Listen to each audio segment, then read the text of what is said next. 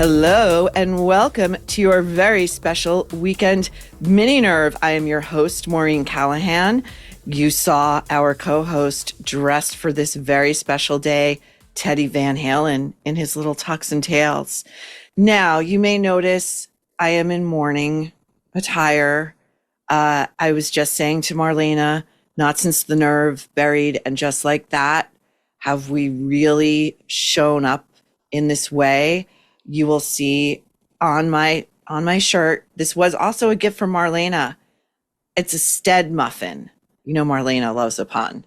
Stud muffin, Stead muffin. So, you know, the hunt continues.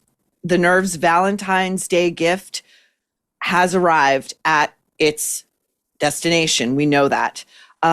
So we are going to dedicate the Nerve's very first Valentine's Day episode to a true love story that has spanned the last 5 decades. And, you know, in the entertainment business, that is a unicorn.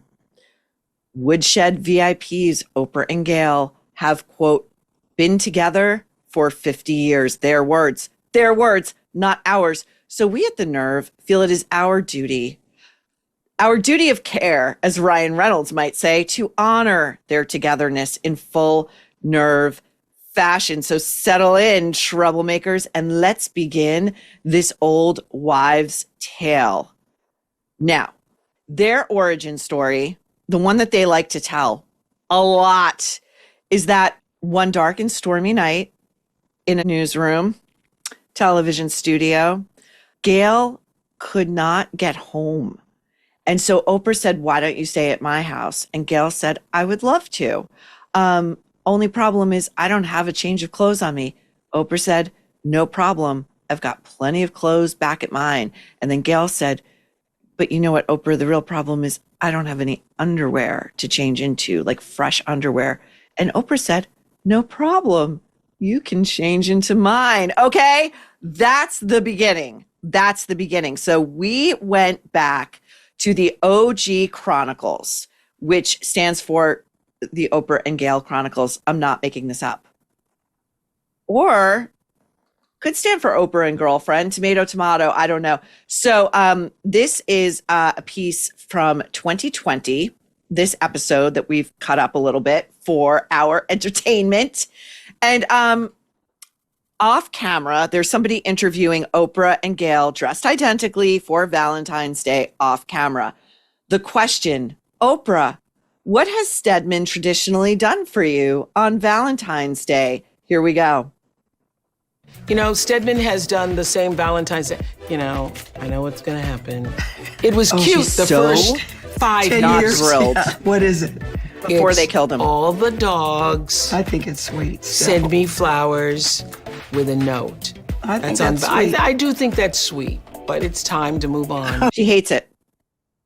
Oprah's like, I'm Oprah fucking Winfrey. You're a simpleton writing cards and sending flowers from all of my dogs. Now, I will say, if Oprah were lucky enough to be on the receiving end of Teddy's Valentine's Day gifts and expressions, that would be quite another thing. But she is not, because Teddy's too special for this, and Teddy's too pure of heart for this. I would never let him near a dark force like Oprah Winfrey. Now, Oprah is asked another very dark question. Well, this is a dark question. The first one wasn't so bad, except we know that, you know, Stedman's 6 feet under. Okay. Oprah is asked, what is your advice for this letter writer for her first Valentine's Day since her husband has passed? Hey, who better to ask? Really, here we go. This will be my friend's first V-Day since her husband passed. Oh, V-Day. What can I write in her card that might actually Double lift her entendre. spirits and let her know I'm here for her? This is good for you. Because you're so good at writing really beautiful things to people. Well, I think Oh, that's words really why, matter Gayle. to me, That's and why I it's think good for sincere Oprah. thoughts from your heart mean the most to other people. If you sit down and you write 10 really sincere, thoughtful things about that person, why they matter to you, and the smaller the thing, the better. That will be more remembered than any gift you could ever give. So I would say writing in a card. Says the woman who has everything. I know you've lost your husband and you don't have your true Valentine here, but you're my Valentine for these reasons. So Gayle says to Oprah as she's answering that question, oh, this is a really good question for you. Why would that be, Gayle? Is that a good question for Oprah because she knows what it's like to experience Valentine's Day without her quote unquote spouse in Stedman? Watch how Gayle caught herself and then walked that back. And then Oprah goes on. Oprah, who stands for materialism, power, and money for money's sake. Personified. Oh, it's going to be those little things that will, those little sentiments that will mean more than any gift, you know? Okay. Now, Gayle says she can relate to this because she experienced something similar the first Valentine's Day after she divorced her husband. Not that she left her husband for anyone in particular. Wink, wink. Nudge, nudge. Here we go. I totally agree with that. It's not a death, but I remember when I got divorced, my first weekend without Kirby and Will, I came to you and Stedman at the farm. Yeah. And Stedman went out and bought me a little girl playing a banjo, a ukulele. It was a little black doll. It was a little black girl, and he said, don't worry, that one day the music will return to your life. And I just thought that was the sweetest, nicest thing. Okay. So what does Gayle do on Valentine's Day but go to Oprah's house? And that third wheel Stedman is there. He doesn't even realize he's the real third wheel. It's supposed to be Oprah and Gayle's special day. So off Stedman goes on a little jaunt. I don't know where one finds a little African-American figurine that is also playing a ukulele. But either way, the guy does sound like a simpleton. I mean, we have read from one of his quote unquote self-published like motivational speaking books. And I mean, it makes Jim Curtis look like Mensa material. You know what I'm saying? And Gayle's like, I really thought that was one of the sweetest things. And then he's such a literalist. He says to her, I bought this for you because someday the music will come back into your life. Stedman, the music never left. Oprah is the music. To the Nerve's point, friends surely serenade their best friends with classic love songs, right? Here's a little snippet from one of Oprah and Gayle's road trips. Here we go. You know, I love this moment. I remember we were someplace. We were in Paris. I love this woman, she and says. Gayle turns to me and she goes, God, I wish I was here with somebody. I go, hello, I'm somebody. They were in Paris, the city of love, the world's most romantic city, on Valentine's Day. And Oprah, like a long-suffering, aggrieved spouse, is like, hey, what am I, chopped liver? All right. I spoke a little too soon. This is the clip. This is the clip of Gayle serenading Oprah. We know Oprah, A, hates music and hates to sing.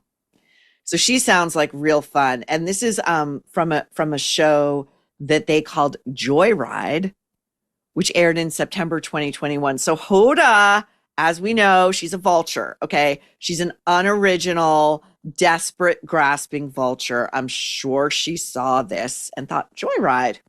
And in this particular episode, Oprah and Gayle were driving from Santa Barbara, California, all the way to New York City. Are these not the same people who love to talk about how wasteful fuel emissions are and all of the catastrophic damage they're doing to the environment? Oh, and by the way, before this, Oprah and Gayle, they were on camera door knocking their friends up there in Montecito, and Meghan Markle had moved there by then. She was not on the list. Okay, Oprah had already done her sit down with weepy Meghan and, hapless Harry.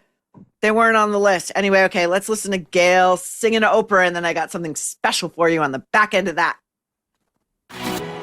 Search is over. You were with me all the while. You were with me all the while. Buckle up. You better believe it. Today's show is brought to you by Oxford Natural, home of the all-natural Optimum Day and Optimum Night supplements. Are you trying to lose weight and feel like yourself again? Thousands of men and women across the US and UK are already doing it with Oxford Natural. Optimum Day powers you with steady energy, crushes cravings, and keeps your metabolism firing all day. Optimum Night helps you relax, sleep deeply, recover, and keep burning fat while you rest.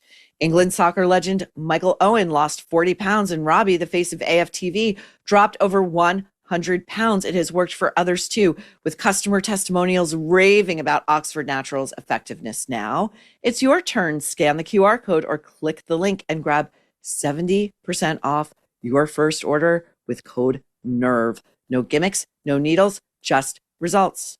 Oxford Natural. Let's get to work.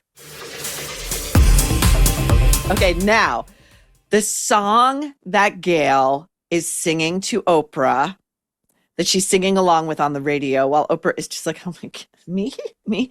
Okay, it's by Survivor. It's by the rock band Survivor, who anybody of that generation would know from the Rocky movie, right? I think it was Rocky 1, Eye of the Tiger. Or is it Rocky 2? Whatever. Survivor also had a monster hit with this soft rock ballad from 1984. Now, the bad news is we can't play it to you for licensing reasons. The good news is I can read the lyrics, and I think that's the way to experience it. Okay, here we go. Remember, this is Gayle to Oprah. How can I convince you what you see is real? Who am I to blame you for doubting what you feel? I was always reaching. You were just a girl I knew. I took for granted the friend I had in you. I was living for a dream, loving for a moment, taking on the world. That was just my style. Now I look into your eyes. I can see forever. The search is over. You were with me all the while. Can we last forever? Will we fall apart? At times, it's so confusing, the questions of the heart. You followed me through changes, and patiently you'd wait till I came to my senses through some miracle of fate. Or finally, killing Stedman. Let's get real, okay? Now, who doesn't react this way when asked about their best friend sitting across from none other than the OG Barbara Walters, who Oprah modeled herself on? So every celebrity who ever sat down across from Barbara Walters, and this is just a reminder, actually, Megyn Kelly and I had a very deep discussion about Barbara Walters based around the Imagine documentary. I think it's on Hulu, about Barbara Walters. And it was a really interesting conversation. I loved that chat. It's worth looking back at it. But anyway, I digress. So every celebrity who ever sat down across from Barbara Walters knew the deal. The deal is Barbara wants to make you cry. It was her kink. It was like a sexual kink. Barbara loved to make celebrities cry, and celebrities loved to cry on Barbara Walters and pretend, by the way, that they swore to themselves they would not. They would never cry in front of Barbara, but they do it, and they do it because it humanizes them. Okay, so Oprah's like, at this point, the most powerful person in American media. She's on her way to billionaire status, if not there. This is from 2010. She is announced with great fanfare. It was akin to Hoda leaving the Today Show. She's leaving. She's quitting. The Oprah Show is being retired. Okay. She is leaving the show. The show is ending, and she's probably going away, except of course she's never gone away. So anyway, Barbara asks Oprah about her friendship with Gayle, and if this is the moment that you are hankering for a beverage or a little snack to really settle in with some super incredible material, take a pause, go get your comfort beverage or little snack, come right back and listen to Oprah describing her friendship with Gayle. Here we go. Very few have friends as close as yours. Mm-hmm. Describe that friendship to me. Whew, okay. Camera goes in closer, like a crime scene. She is Oh, come on, Oprah. the mother I never had. She is the sister everybody would want. She is the friend that everybody deserves. I don't know a better person. I don't know a better person.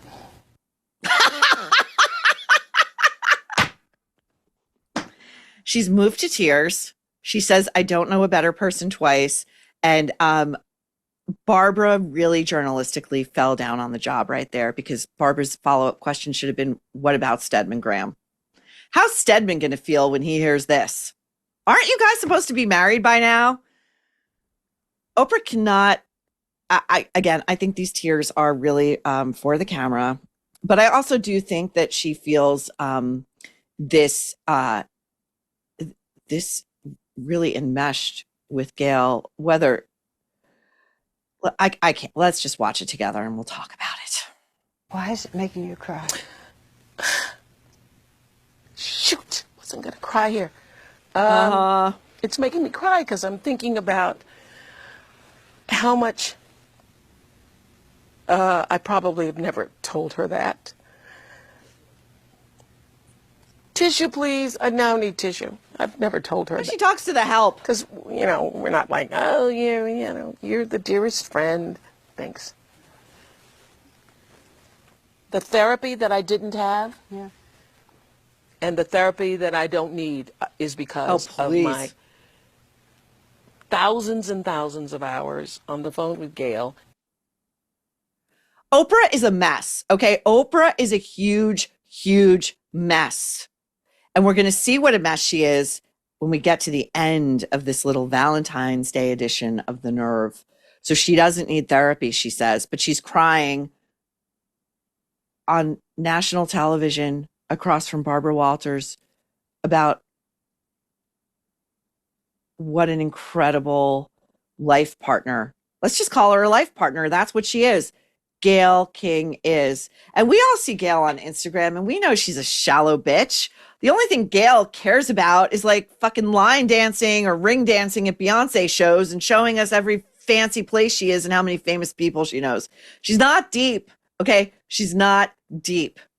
Now, Barbara Walters went on ABC's Good Morning America.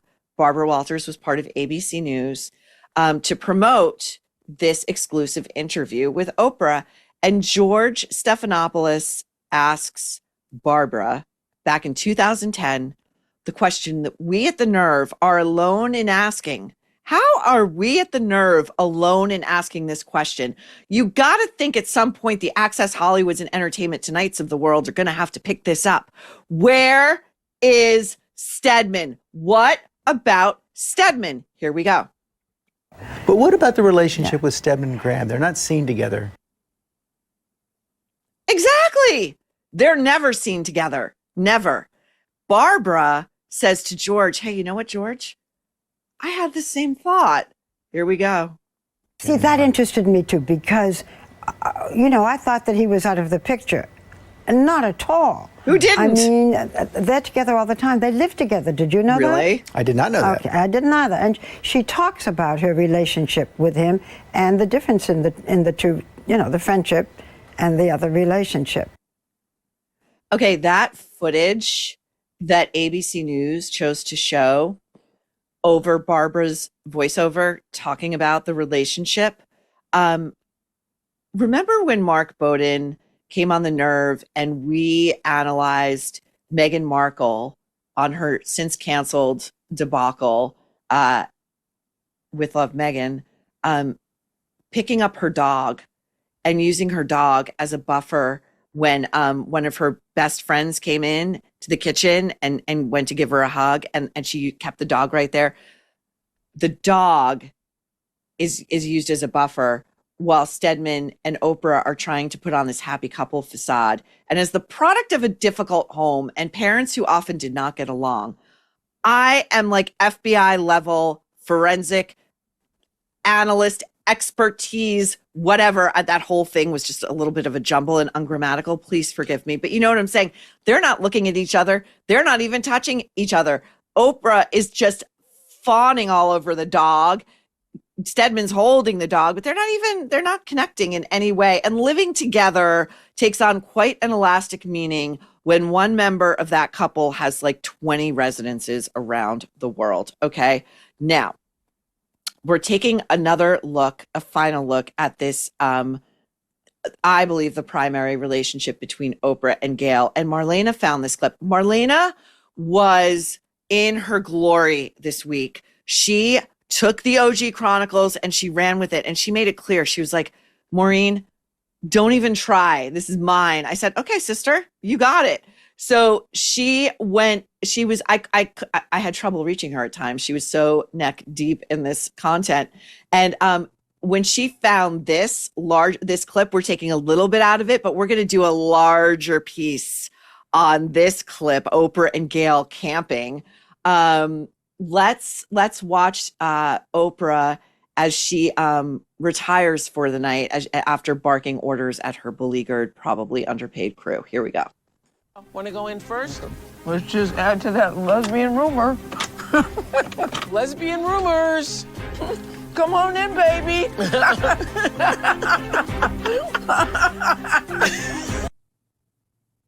Oprah and Gayle sharing a camper. Again, Oprah's a billionaire, but they have to share a camper. When I tell you these people tell you who they are, believe me. Now, where is Stedman? Where is Stedman? Oprah just answered the question. I defy, there's got to be some ingenious content creator who posts to Instagram. There's one I'm thinking of right now who's very active in the New York City, Long Island area.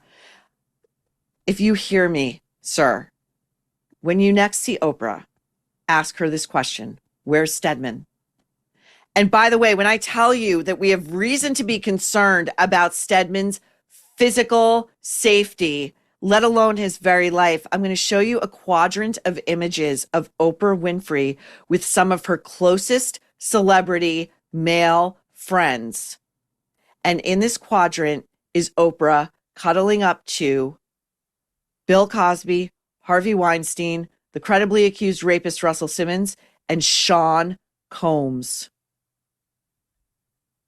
Danger. Danger. And as for Oprah saying she doesn't need therapy anymore because she's got Gayle, when those guys are your go-tos, you need fucking therapy, unless you're into what they're up to. Know what I'm saying? Now, as we say goodbye, we must end this Valentine's Day special mini with hope. We must. And so we're bastardizing the bullshit advice of Jennifer Aniston's dummy celebrity hypnotist boyfriend, Jim Curtis, who told us all on his appearance on the Today Show like 2 weeks ago that all we need to all do is look for yellow butterflies. Look for yellow butterflies and everything will be okay. That's Jim's advice. So here is a little yellow butterfly with Stedman's face on it. That does it. That does it for this week's Mini Nerve. We will see you back here on Tuesday for a full Nerve, and then again on Wednesday for the Nerve at Night. If you haven't already, lovely troublemakers, check out our Substack at thenerveshow.com. Go subscribe to it, plus Nerve merch. Grab something for yourself or pick something up for a fellow troublemaker at shopthenerve.com. You can also listen to The Nerve every Monday, Wednesday, and Friday at 9 a.m. Eastern on Megan's podcast playlist, which you can find on SiriusXM channel 111, the Megyn Kelly channel. We will see you back here on Tuesday at The Nerve, where you will never guess what we're about to say next. The beauty industry has been scamming women for decades, peddling toxic, overpriced potions that promise miracles and deliver nothing. And we're all sick of it. That's why Van Man's Pearl Eye Cream is so intriguing. Van Man rejects the chemical garbage and has gone primal. Grass-fed tallow paired with wild-caught pearl powder, an ancient nutrient-dense secret that actually supports eye health, not skin health, deeply penetrating emu and castor oils smooth skin tone and help fight vision degradation, cataracts, and even floaters. Royal jelly, organic green tea, frankincense, and rose, real pronounceable ingredients that tighten skin and boost collagen. No fillers, no fraud. This is the eye cream the industry doesn't want you to discover. And they've got lots of other great all-natural products too. I use their lip balm constantly. So give your eyes the care they actually deserve. Go to vanman.shop/Maureen and use code Maureen for 15% off your first order. That's vanman.shop/Maureen and use code Maureen for 15% off your first order. Van Man, real ingredients, no exceptions.